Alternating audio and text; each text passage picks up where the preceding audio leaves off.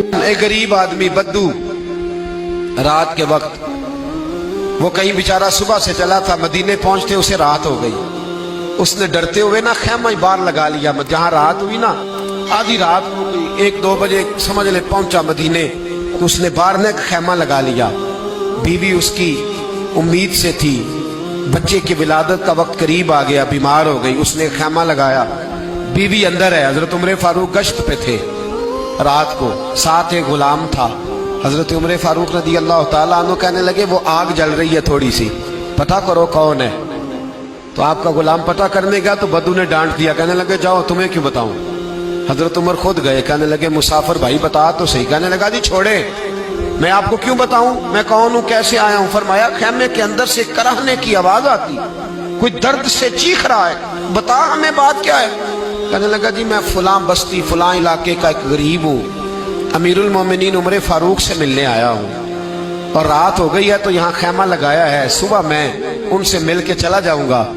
तो रात को तकलीफ देना पसंद नहीं किया, तो मेरी बीवी उम्मीद से थी, अब बच्चे की विलादत का वक्त करीब है, पास कोई नहीं। हजरत उमर कहने लगे तू ठहर, मैं अभी आया। चेहरे पे नकाब है, उसे बताया नहीं मैं ही अमीरुल मोमिनीन। उमर दौड़े गए, अपनी जौजा से कहने लगे अगर तुझे बहुत बड़ा अजर मिल रहा हो तो हासिल करेगी। क्या करूंगी, तो कहने लगे चल फिर मेरे साथ, बहुत बड़ा अजर है। एक दोस्त के यहाँ विलादत का वक्त है, जरूरत की चीजें साथ ले लो। उस औरत ने थोड़े दाने ले लिए, घी ले लिया। हजरत उमर से कहने लगी लकड़ियां इकट्ठी कर ले। अमीरुल मोमिनीन, काउंसलर की बात नहीं बता रहा आपको, मैं आपको एमपीए की बात नहीं बता रहा, एमएलए की बात नहीं बता रहा, जो 10 गांव को मिला के चेयरमैन बना उसकी बात नहीं बता रहा, उसकी बात बता रहा हूं जो 22 लाख मुरब्बा मील का हुक्मरान है।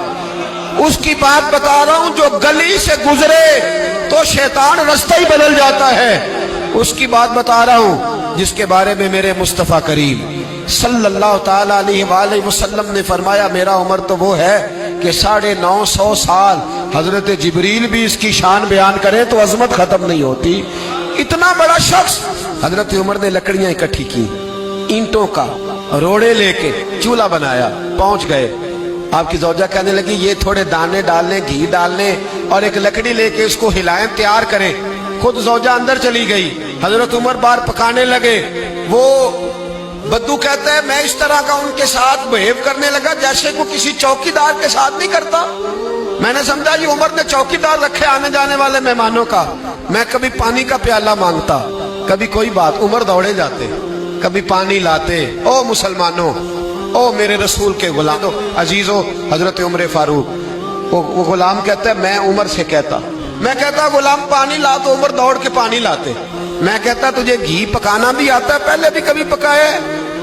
तो उमर फरमाते कोशिश तो कर रहा हूं। मैं कहता पहले भी कभी तेरी बीवी ने ये काम किया है? तो हजरत उमर कहने लगे मुझे याद नहीं, पूछ के बताऊंगा। कहते हैं क्या रंग था, क्या अंदाज था, क्या मुस्तफा की तरबियत थी, क्या अंदाज हुजूर ने सिखाए गुलामों को। ये किस तरह का अमीर है कि ये हंडिया पका रहा है, फूंके मार रहा है एक गरीब के लिए, देहाती के लिए जिसे जानते भी नहीं। अंदर उस शख्स की बीवी के यहाँ बेटा पैदा हुआ तो हजरत उमर की बीवी अंदर से बोल के कहने लगी अमीरुल मोमिनीन मुबारक हो, आपके दोस्त के यहाँ बेटा पैदा हुआ है। जब कहा ना अमीरुल मोमिनीन मुबारक हो, तो वो शख्स कहता है मेरे हाथ कांपने लगे और मैं इस तरह दौड़ा कि मेरी पगड़ी गिर गई। मैं दौड़ा तो उमर ने बुलाया, कहा किधर जाते हो?